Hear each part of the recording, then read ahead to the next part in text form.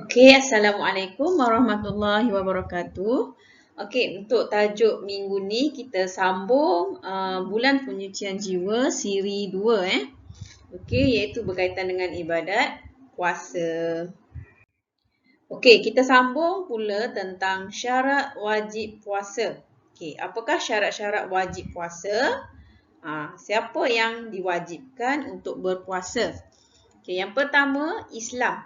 Okey, tidak wajib bagi orang kafir. Okey, hanya orang Islam sahaja wajib berpuasa. Okey, yang kedua baligh. Okey, baligh maksudnya sampai umur. Okey, kanak-kanak tidak diwajibkan berpuasa. Okey, jika ada kanak-kanak yang tidak berpuasa, dibolehkan kerana kanak-kanak tidak wajib berpuasa. Hanya orang yang sudah baligh yang diwajibkan untuk berpuasa.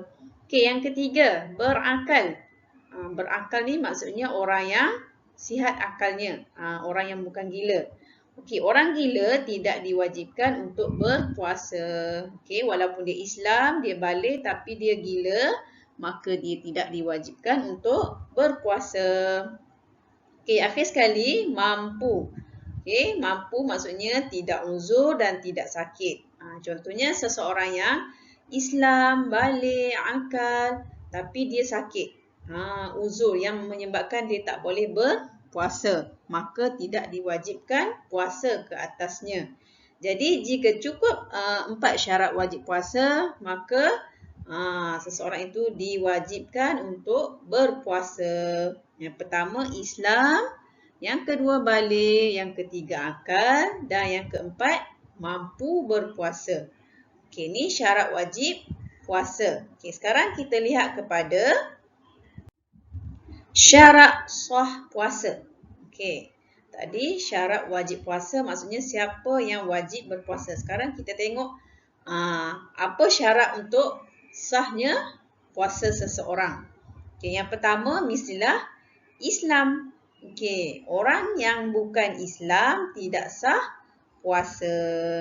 Maksudnya kalau orang kafir dia rasa dia nak berpuasa, seperti orang Islam, puasanya tidak sah dan tidak diterima. Okey, yang kedua, suci daripada haid, nifas dan wiladah. Okey, ni untuk perempuan contohnya dia dalam keadaan haid ataupun nifas atau wiladah. Kalau dia berpuasa, maka puasanya tidak sah. Jadi, dia tak boleh berpuasa. Kalau dia berpuasa juga, puasanya tidak dikira dan tidak sah. Okey, yang ketiga, berakal ataupun mumayyiz. Mumayyiz ni maksudnya boleh membezakan di antara mana baik dan mana buruk. Contohnya orang gila. Dia berpuasa tapi puasanya tidak dikira dan puasanya tidak sah. Okey, ataupun orang yang pengsan daripada subuh sampailah waktu maghrib dia pengsan. Kalau dia cakap dia puasa, puasanya tu tidak sah sebab dia pengsan dan belum mumayyiz. Dia tak sedarkan diri. Orang yang tidak sedarkan diri, walaupun dia tak makan, dia tidak dikira berpuasa. Okey. Yang keempat, bertepatan dengan waktunya. Tidak berpuasa pada hari-hari yang diharamkan. Berpuasa contohnya hari raya Aidilfitri, hari raya Aidiladha, hari Tasyrik. Maksudnya puasa tu mengikut waktu yang dibenarkan. Kalau hari raya dia nak berpuasa, maka puasanya tidak sah dan boleh jadi puasanya itu haram. Okey, hari yang diharamkan berpuasa, hari raya contoh. Bila seseorang berpuasa, puasanya tidak sah. Okey, ni syarat-syarat sah puasa. Okey, seterusnya kita lihat kepada perkara-perkara sunat puasa. Bila hari kita berpuasa, kita mengamalkan sunat-sunat puasa, kita akan mendapat pahala sunat puasa. Okey, apa yang disunatkan pada waktu kita berpuasa? Okey, yang pertama bersahur. Jadi kalau ingin berpuasa jangan lupa untuk bersahur kerana bersahur itu adalah sunat. Kita nak dapatkan pahala sunat puasa jadi kita kena bersahur. Okey. Lepas tu melewatkan sahur. Sahur bukan pukul 12 malam ya. Kita sahur dekat-dekat dengan waktu subuh. Maksudnya kita sengaja melewatkan sahur. Jangan bersahur terlalu awal. Contohnya pukul 3 pagi, pukul 4. Sahur tu biarlah waktunya yang hampir kepada waktu subuh, waktu imsak. Jadi kita sengaja melewatkan sahur, makan sahur. Ini sunat melewatkan sahur adalah sunat. Okey, yang seterusnya, apa yang disunatkan kita buat pada bulan puasa ataupun ketika kita berpuasa, iaitu memperbanyakkan amalan sunat seperti bertadarus, membaca Quran, bersedekah dan beriktikaf. Ni pada bulan puasa, kita perbanyakkan ibadat membaca Quran, sedekah, iktikaf di masjid. Apa lagi perkara sunat? Menyegerakan berbuka. Okey, tadi kita melewatkan sahur, tapi kalau berbuka kena segera. Lepas azan terus kita berbuka. Jangan lepas azan maghrib kita pergi solat dulu. Kita pergi mandi, pergi rehat-rehat. Tak boleh. Kita segera terus berbuka. Berbuka dahulu sebelum menunaikan solat maghrib. Okey, sunat kita menyegerakan. Okey, yang seterusnya berdoa sebelum berbuka. Jadi sebelum kita berbuka tu kita berdoa. Lepas tu berbuka dengan tamar. Buah tamar sunat kita berbuka dengan buah tamar. Memberikan makanan kepada orang lain untuk berbuka puasa. Maksudnya pada bulan puasa kita bersedekah ataupun memberi makan kepada orang lain.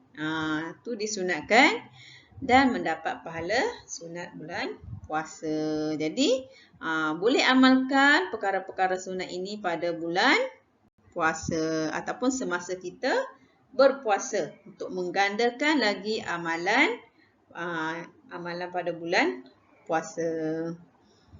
Okey, seterusnya kita lihat kepada perkara yang boleh membatalkan puasa. Apakah yang boleh menyebabkan puasa kita batal? Okey, kita lihat daripada atas. Pengsan dan mabuk sepanjang hari, gila walau sekejap. Contohnya, kita pengsang. Daripada lepas sahur, pengsang, tiba-tiba nak maghrib baru kita sedar. Maka, puasa kita terbatal hari itu. Ataupun gila. Lepas zuhur je, tiba-tiba gila. Okey, dah nak masuk maghrib, dah okey. Walaupun sekejap, maksudnya puasa dia dah dikira batal. Okey, yang seterusnya, yang kedua, muntah dengan sengaja. Muntah dengan sengaja ni maksudnya dia sengaja menjolok ataupun mengeluarkan makanan daripada mulutnya dengan sengaja. Ni sengaja. Kalau muntah tanpa sengaja tidak dikira. Ni muntah dengan sengaja. Sengaja memuntahkan makanan pada bulan puasa boleh menyebabkan batalnya puasa. Okey, yang ketiga, mengeluarkan air mani dengan sengaja. Okey, bukan tiba-tiba keluar, sengaja melihat sesuatu yang boleh menyebabkan keluarnya air mani dengan sengaja, maka terbatallah puasa. Okey, yang keempat, memasukkan sesuatu melalui rongga terbuka sama ada makan, minum dan sebagainya. Masukkan makanan dalam mulut, telan, tu memasukkan sesuatu ke dalam rongga dengan sengaja, maka terbatallah puasa. Okey, yang kelima, berjimak pada siang hari, bersetubuh pada waktu siang, maka terbatallah puasa. Yang keenam, murtad. Dia Islam, tiba-tiba dia dah terkeluar daripada agama Islam, maka terbatallah puasanya. Okey, akhir sekali, haid, nifas dan wiladah bagi wanita. Keluar darah haid, nifas dan wiladah bagi wanita yang bersalin, maka puasanya terus terbatal. Okey. Okey, sekarang kita lihat apakah kepentingan berpuasa pada bulan Ramadan.